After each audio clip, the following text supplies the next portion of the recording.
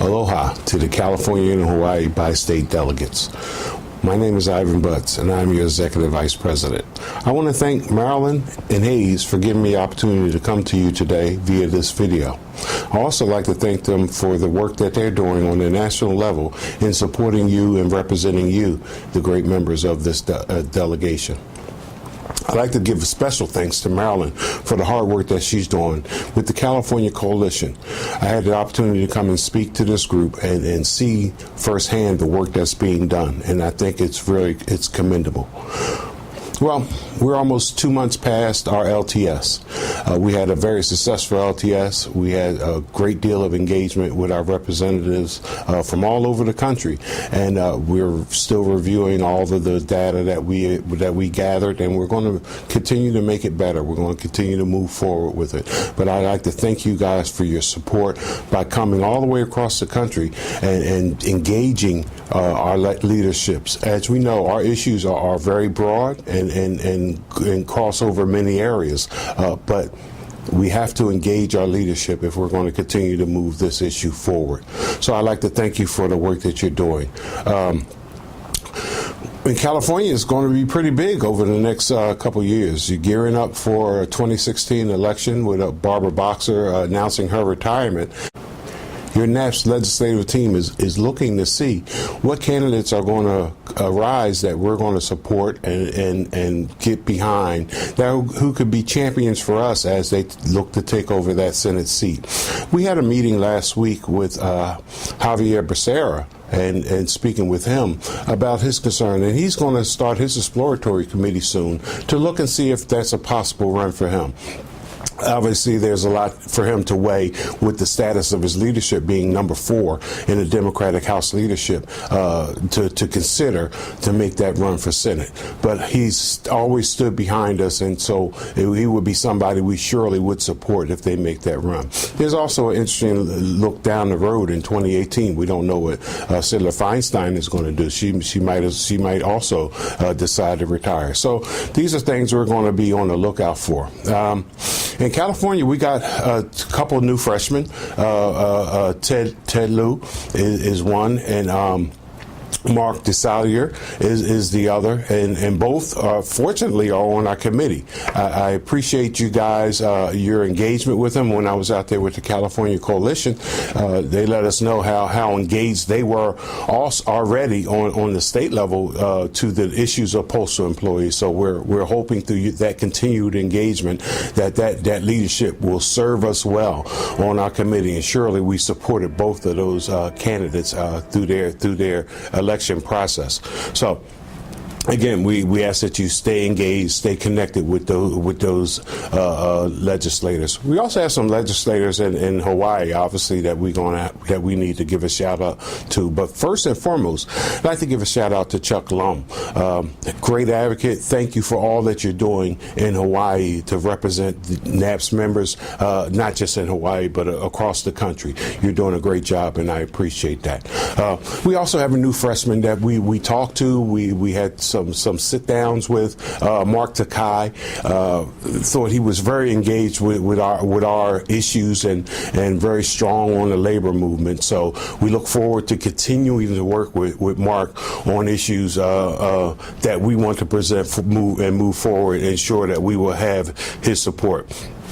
Excuse me. We also have the strong support of Brian Schatz. Great leader. We met with him on a couple occasions, actually, and just talking to him, and he's really strong and firm behind us in our efforts to move the Postal Service forward. Actually, we were considering him introducing some legislation for us, but fortunately, we had Senator Tester introduce S606 for us, but Mr. Schatz was right on top of it and willing to also introduce with him. So we have some great leadership, legislative leadership, to go with the great NAPS leadership that we have in California and Hawaii. So we need to just stay committed to the course and continue to move our legislative issues forward and be bold in our initiatives. We had a meeting last week with Mr. Chaffetz on the committee and talking about the initiatives. I think, you may have heard me talk about initiatives, and I think I'm passionate about that we need growth initiatives for this agency to really move forward and be what it can be. So we need to start thinking outside the box and move forward with these initiatives or consider some of these initiatives.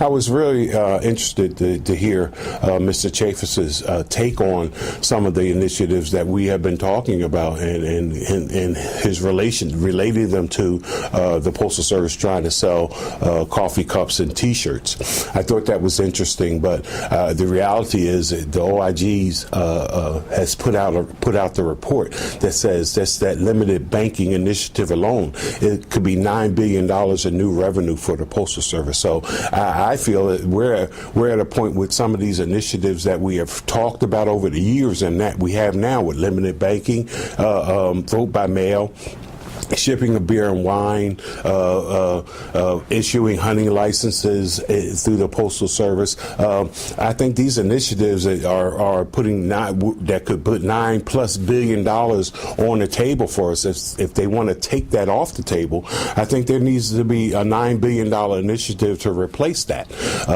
Because again, these are not reports that we created. These are reports created by independent arms of the Postal Service and then independent arms of citizens that says that this can work.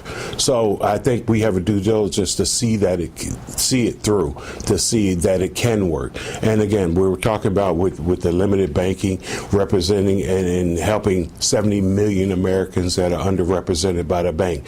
The vote by mail initiative, which was touted as hurting the election process because it was going to lower turnouts, well, that's proved not to be true. We're actually raising voter turnouts with vote by mail that's been allowed in states thus far.